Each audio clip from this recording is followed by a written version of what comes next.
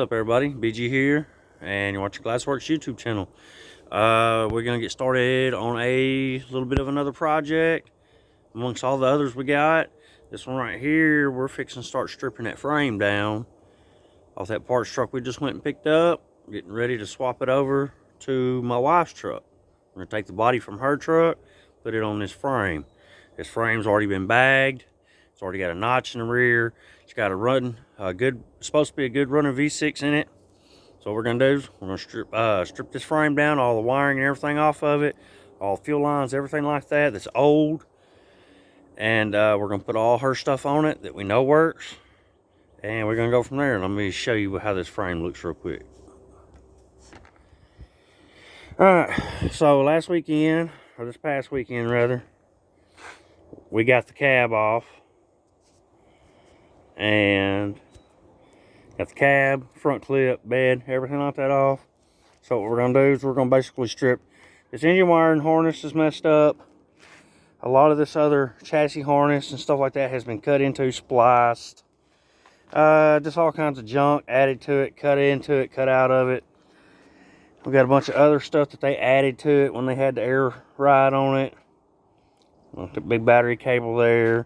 Got a bunch of stuff moved back here to the back, things like that. That's all got to be taken out, moved, redone.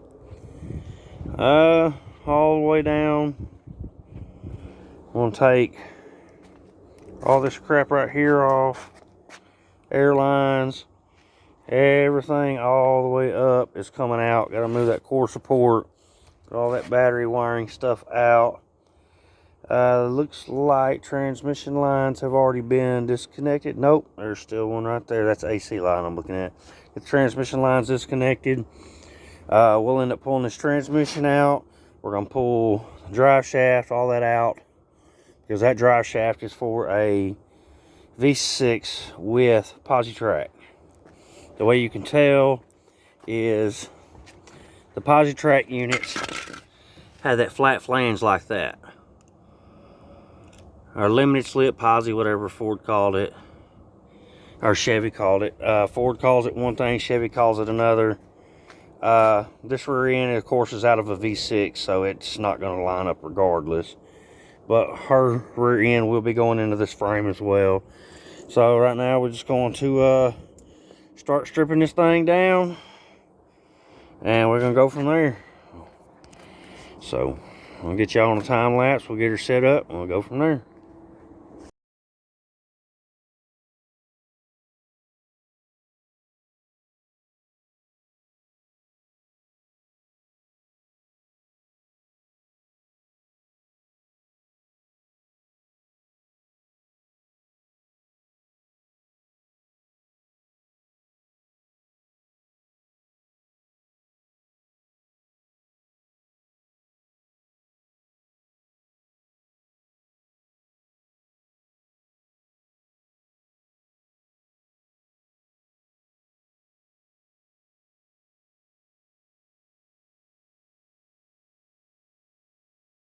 Alright, I got all the wiring from the back half done. Wiring, some air lines already removed.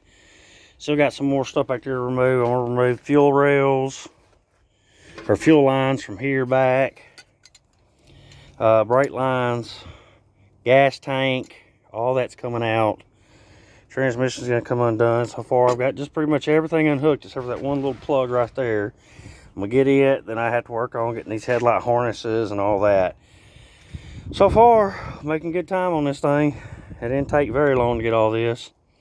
Had to hunt some tools and fix some stuff because they kind of did some wild crap on this. Used conduit straps to hold wires down, lines down, like you can see right there. And of course, the screws holding them in have all rotted out. So I'm having to break them. I'm gonna have to go back and cut it all out once I get this tank dropped. So anyway, that's what we got so far. I'm gonna get back on it and we'll go from there.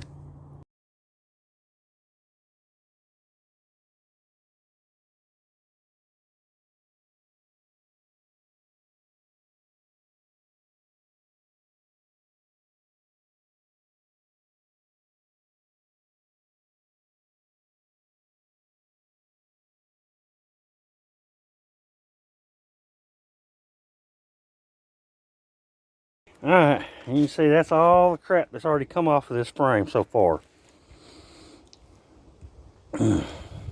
Still got, like I said, I still got to do fuel lines, probably replace the brake lines. I don't know 100%. I know I got to replace it back there at the back where it was cut, the rear end. We'll be doing a ABS delete. I need to get the rest of this wiring and this core support out, and then I'll work on the transmission and cross member, getting it loose. Not the cross member loose, but the mount loose, lines loose, things like that. But so far, this is all we've got done. I want to get it down to where it's just transmission. I mean, just a bare motor on this frame. Because we're going to start taking this one here apart here soon. And all this is going to go on this body. Get some new bags for it. We're going to go with infamous 3-link. I had originally thought about doing a Texas 2-link, but I want to have more flexibility in the rear end that you just can't get with a bolt-on kit. So we're going to do infamous 3-link. It's going to have bars under each axle where the leaf springs go, and then it's going to have a wishbone up here. I'm going to do the race gas tank cross member also with that, which it all comes together. Roughly, without the C notches and the dom tubing, which I already have, about, I don't know, 950,000 bucks, something like that, roughly after taxes. So it's not a really bad price, especially for what you get. If you've ever seen any infamous stuff, you know it's really good, thick quality stuff. Guys at Lower Class Fab use a lot of it. Plan B here, the whole 5-link setup on the back of that is an infamous 5-link. We've not had any problems so far. The truck's been done, let's see, several months now. It's had quite a few miles put on it. Drove it 2.5 hours each way to Turkey Drag. No problems with it whatsoever. It's been drove a lot on the weekends until here recently when we started doing the doors and getting ready for the vintage air. But I mean, infamous makes good stuff, so we're gonna go back with that. But for now, this is what we got. I'll be back here in a little bit and we'll get some more of this done. I'll get it recorded for you. Right now, I'm just gonna take a little bit of a break. It's about 90, 92 degrees, something like that today. So it's getting a little bit warm. So I need to kind of cool down so I don't overdo it. Be back with you in a minute. Alright everybody, another day coming out here. We're going to finish up on this transmission. Got to pull all these bolts out around the bell housing. There's a couple on the bottom. Pull the starter bolts to get it out of the way. That way you can drop the bell housing, or not the bell housing, but take the torque converter off from the flywheel from underneath. Disconnect these lines up here at the alternator, or not alternator, but the radiator. All you got to do this is you'll take them off right here, slide that back. I don't know how we can see it, but there's a little metal clip right there. You literally just take a pick and scrape it out to where you can pop it out, but you don't want to lose those clips. See how that clip moves? Yeah, it's a little clip. You just pop it out, flathead screwdriver or pick or something similar. Give me just a second, I'll get y'all set up and I'll show you on camera how it looks when it pops out. Alright, I'll try to get y'all zoomed in there best I can. Alright. What I'll do is we'll just take a little pick, stick it right in there. Slide it out to where you can get your fingernail under it or something. And it drops. I drop it. Sometimes they'll be kind of wedged in there. Sometimes you have to actually pull the line from the radiator. See? And that's it. It just pops right out. And then the bottom one is down here. Do the same thing with it. That clip may be facing a different direction, but it's the same ordeal to get it out.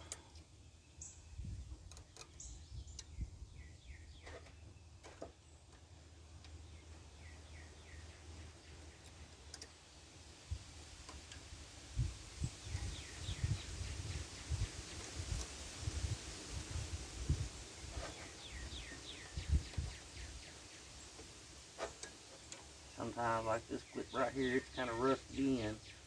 So that one's gonna be a no good.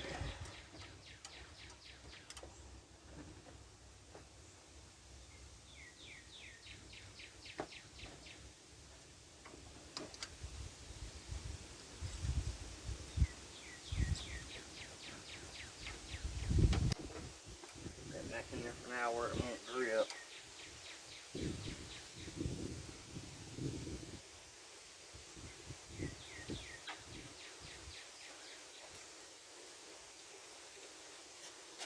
Sometimes you gotta fight with it. See, it works better if you have the radiator hoses off, but this radiator is full of antifreeze right now. I'm not trying to let it get all over the ground. Get the cat, there it goes. Yeah, it's still quite full, so I'm trying not to get it all over the ground.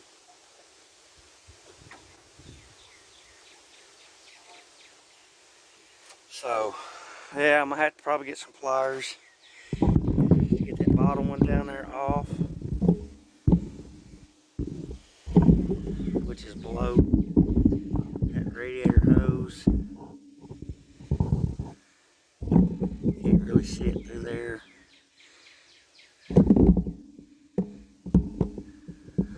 Try to find it for you. See that radiator hose? The bottom one is right here. And sometimes the clips will be rusted in, so they don't come out so easily.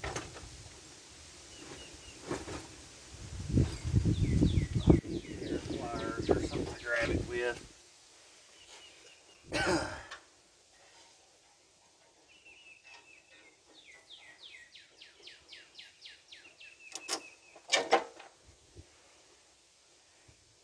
Yeah, unfortunately this one was already bent to hell. So it's always good to keep up with these just in case you need it. If you bend them and they get stretched out, all that, they're not too much worth keeping. And then all you gotta do is light the line on the bottom to get it loose. We're going to have to take the lines off on the transmission as well. That way when we go to pull these lines out, we won't be getting hung up underneath the motor and everything like that as easily when we pull this transmission out.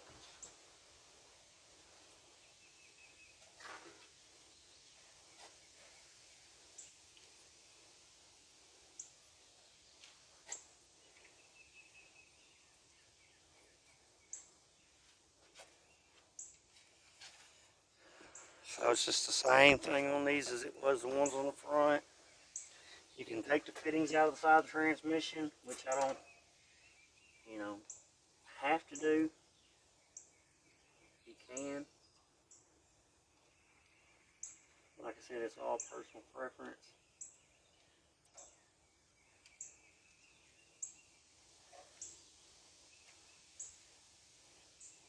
Pop it up, grab it with your pick, and find it where it went. One.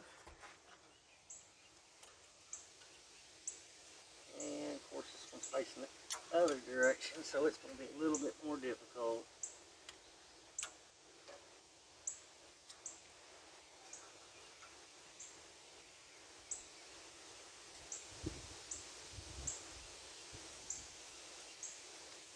Sometimes a little pocket flathead works really good for these too, because they'll get dirt, crap up inside of them. And they'll be harder to get.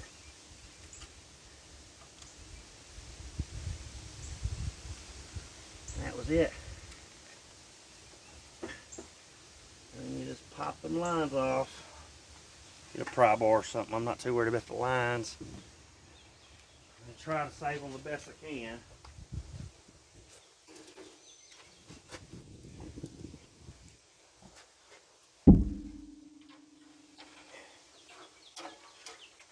Like that.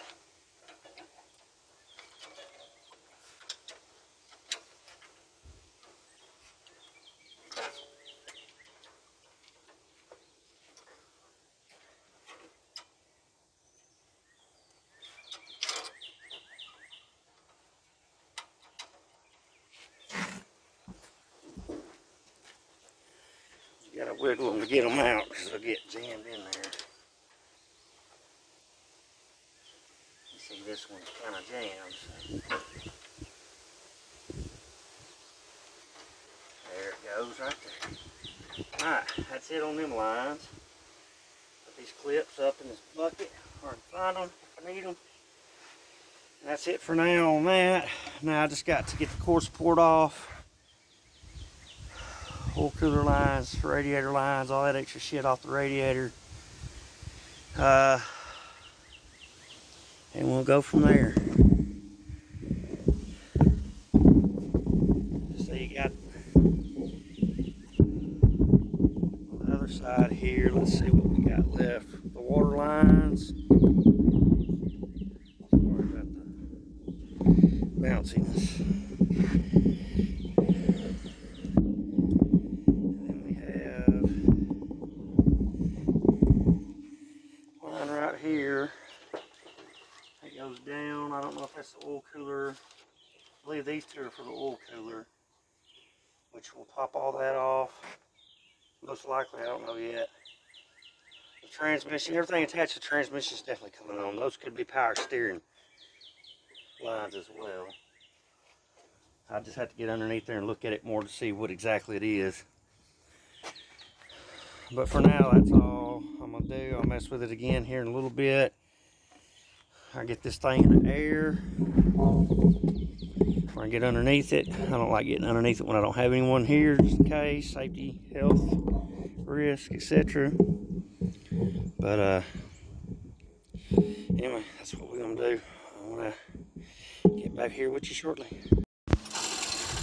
Alright, we got the front clip pulled apart. Now we can put the sucker in the air. And it's starter and some modding in other bolts loose so we can get this transmission on.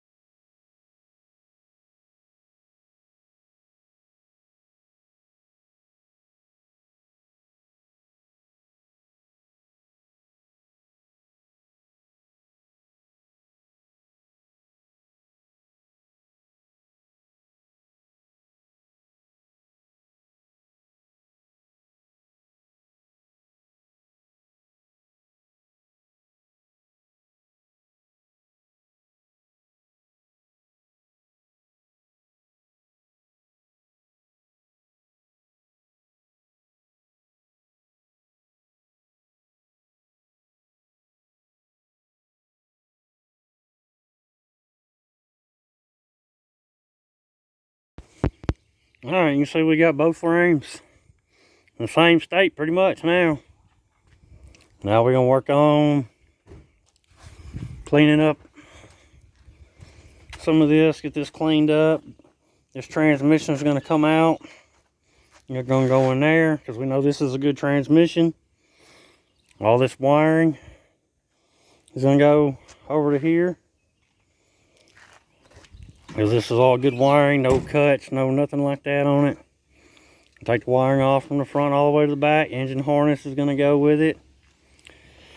So that's what we got so far accomplished. You know, we did most of this, like I said, y'all seen the video. We did this last week, stripped this one down. We got this one stripped in a matter of about 2 hours. Took lunch break, went and run some errands, come back, and this is all we had now. So the fun's beginning. Here in a few weeks, I'll be ordering the air ride and everything like that. Jess said she wants to learn how to weld. She said that might be her secret talent. Hey, ain't nothing I can't teach her. That's what I told her. We'll teach her. I said, we'll get some. I ain't perfect. I told her we'll get some scrap metal at her practice first. Well, yeah, there's a fucking frame right there. Yep. So that's what we got for now. I guess I may go ahead and close this out. May not. Just depends on what else we get going.